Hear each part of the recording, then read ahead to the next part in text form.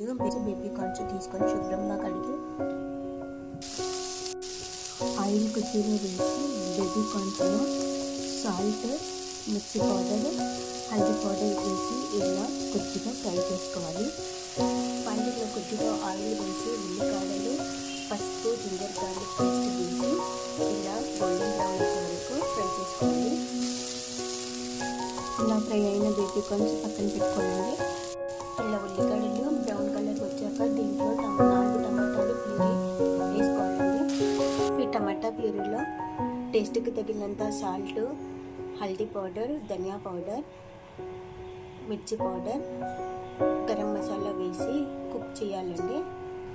దీంట్లో కొద్దిగా కొత్తిమీర, పుదీనా వేసుకొని కుక్ చేయాలండి. టమాటా పచ్చివాసన పోయే వరకు ఇలా కుక్ చేసి దీంట్లో బేబీ కార్న్స్ వేయాలండి.